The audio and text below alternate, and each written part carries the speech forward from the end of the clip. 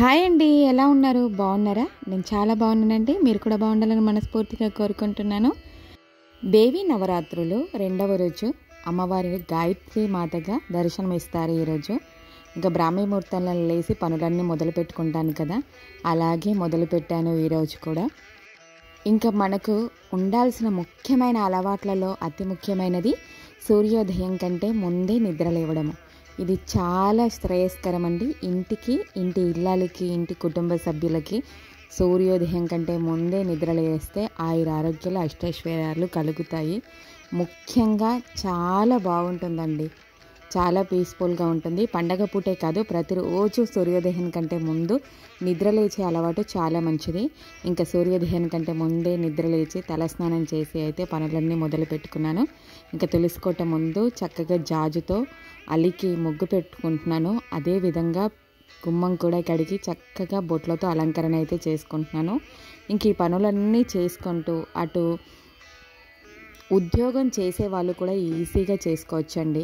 ఉద్యోగం చేసే వాళ్ళు కూడా ఉదయం పూట, సాయంకాలం పూట పీఠం పెట్టుకొని ఎలాగ ఆరాధించుకోవాలి సులువైన విధానం అయితే ఈ వీడియోలో తెలియజేస్తాను. తప్పకుండా స్కిప్ చేయకుండా చూడండి. ఇంట్లో ఉండే వాళ్ళు కూడా సులువుగా పీట పైన అన్నీ పెట్టుకొని చక్కగా ఆరాధించుకోవచ్చు. ఇంకా అటు వంట పనులు చూసుకుంటూ పీఠం పైన సాయంకాలం పూట పూజ చేసిన పూలని, అదేవిధంగా దీపపు కుందులని, పండ్లని, పూలని, తర్వాత పాత్రలని, పంచపాత్ర ఉంటుంది కదా మనము, అదేవిధంగా నైవేద్యం పెట్టిన వాటిని క్లీన్ చేసుకుంటున్నాను. ఇలాగ సూర్యోదయం కంటే ముందే మొదలుపెట్టి సూర్యోదయం అయ్యే వరకు అన్ని పనులు పూర్తయిపోయాయండి. ఇంకా వంట చేసుకుంటూ యథాశక్తిగా ఉదయం పూట అమ్మవారికి నైవేద్యంగా పాలు కానీ, పండ్లు కానీ, అటుకులు, బెల్లము ఇలాగ ఉంటే పెడతాను. ఎందుకంటే 7:30 వరకు మేము టిఫిన్ సెంటర్కి వెళ్ళాలి కాబట్టి ఇంకా టైం ఉండదు కాబట్టి అలాగ ఉదయం పూట నైవేద్యం అయితే పెడతాను. ఇంకా అన్నీ దీపపు కొందులు, పంచపాత్ర, తర్వాత పండ్లు ఇవన్నీ తీసి ఫోటో దగ్గర ఉన్న పూలని అంతా అలంకరణ అంతా తీసి దీపపు కొందులకి చక్కగా పసుపు కుంకుమలు పెట్టి అదేవిధంగా తమలపాకులు పెట్టి అమ్మవారి ఫోటోకి పువ్వులు మార్చి ఇలాగ ఇవన్నీ చేసుకోవాలండి. పీఠం పైన అన్నీ క్లీన్ చేసుకుంటే సరిపోతుంది. ఇంకా తర్వాత తులసి పూజన అయితే చేసుకుంటున్నాను.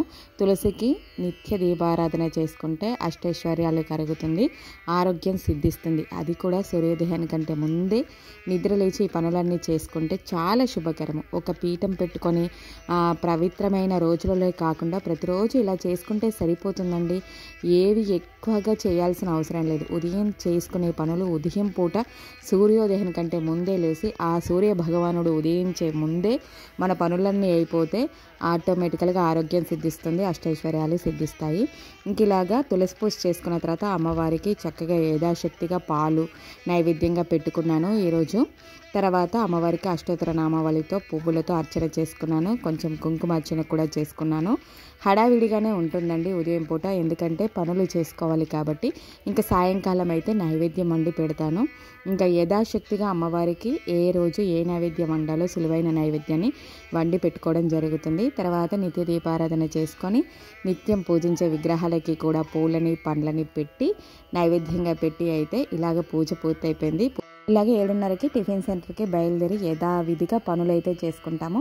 సాయంకాలం వచ్చిన తర్వాత స్నానాన్ని చేసి మళ్ళీ కొత్త బట్టలు అంటే వేరే వస్త్రాలు వేసుకొని ఇలాగ పీఠం పైన పెట్టిన పువ్వులని అన్నిటినీ తీసి మళ్ళీ యథావిధిగా ఇంకా పూజను అయితే మొదలు పెట్టుకుంటానండి. ఇంకా ఇలాగా నిమ్మకాయలతో పూజ చేస్తే చాలా మంచిదండి, శక్తివంతమైనది.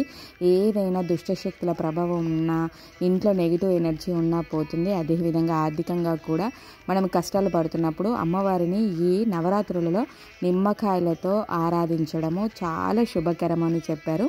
ఇంక ఇలాగ 2 నిమ్మకాయలు పెట్టి తమలపాకులలో 2 నిమ్మకాయలు పెట్టి నిమ్మకాయలకు కుంకుమార్చన చేసుకోవడము జరుగుతుంది. ఇంకా ఏ రోజు ఏ అవతారము చెప్తారో ఇంకా ఆ అవతారానికి సంబంధించిన అష్టోత్తర నామాలతో ఆ అమ్మవారిని పూజించి యథాశక్తిగా అమ్మవారికి నైవేద్యము ఏదైతే సులువుగా అవుతుందో ఆ నైవేద్యాలు పెట్టుకుంటానండి. ఇవే పెట్టాలి, అవే పెట్టాలని అసలు ఆలోచించను. నా మనసుతో చేసుకోవాలి, ఇంట్లో ప్రశాంతంగా చేసుకోవాలి, సంతోషంగా ఉండాలి. పీట పెట్టుకొని కంగారు పడి ఇంకా అలాగ చేసుకోకుండా మనసుతో చేసుకోవాలి అనేది నా ఉద్దేశము.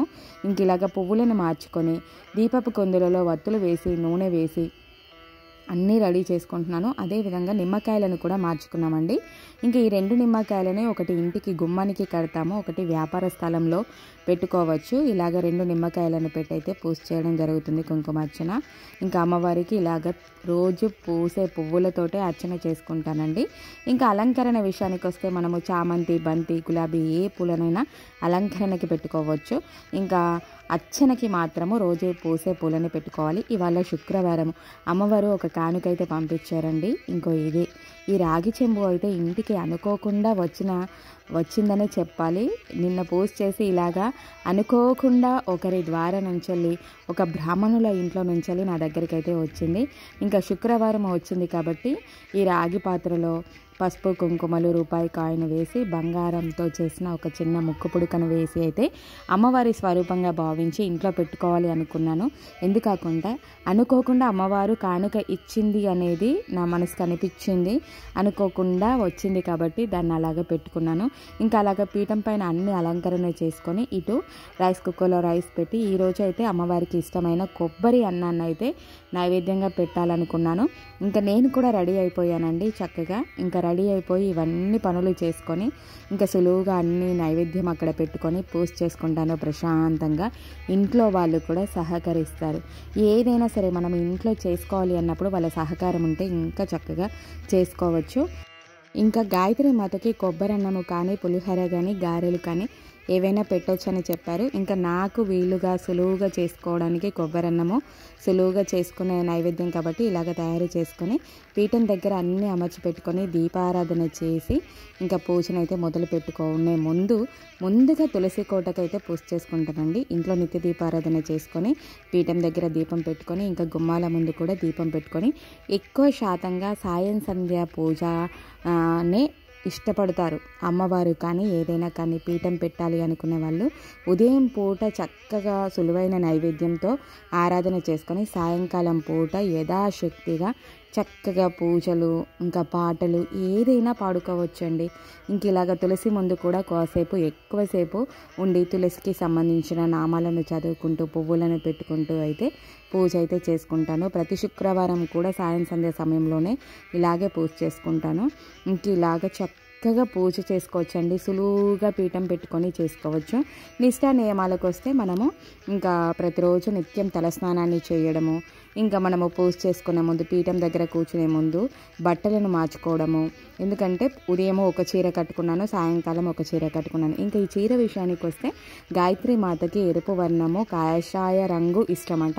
ఇంకా అలాగా కాషాయ రంగుతో కూడిన అంటే ఆరెంజ్ కలర్ శారీ అయితే కట్టుకున్నానండి. యథాశక్తిగా ఉంటేనే కట్టుకుంటానండి. లేదు నా దగ్గర ఏదైనా లేదు ఇది పెట్టలేను అనుకుంటే అవన్నీ పట్టించుకోకుండా యథాశక్తిగా అయితే పూజ చేసుకుంటాను.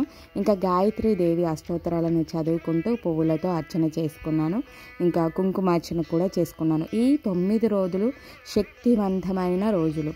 అమ్మవారు కరుణా కటాక్షలు మన పైన ఉండాలి అంటే ఈ 9 రోజులు యథాశక్తిగా పీఠం పెట్టుకోకపోయినా సరే పూజా మందిరంలో ఒక గౌరమ్మను పెట్టుకొని కూడా ఆరాధన చేసుకోవచ్చు. లేదంటే దుర్గాదేవి ఫోటో ఇంట్లో ఉంటే ఆ ఫోటో దగ్గర చక్కగా కుంకుమార్చన చేసుకోవడం, ఒక ప్లేట్లో తమలపాకు అలా పెట్టుకొని కుంకుమార్చన చేసుకోవడము, అష్టోత్తర నామావళితో అర్చన చేసుకోవడము. అంటే పీఠం పెట్టుకుంటే ఒక అనుమానం ఉంది, మనం పెట్టుకోలేము, మనకి పూజా మందిరము సపరేట్గా లేదు, చిన్న గూడు మాత్రమే ఉంది, వంట రూమ్లో పూజ గూడు ఉంది.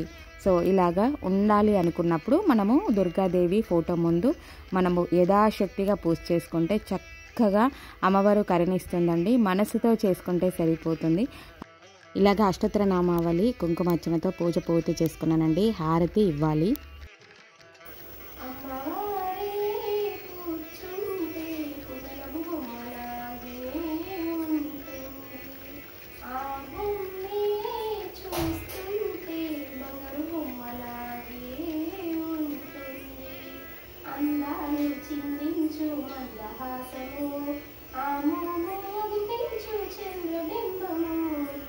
చంద్రుని ధిక్కరించు తిలకము ఆమోము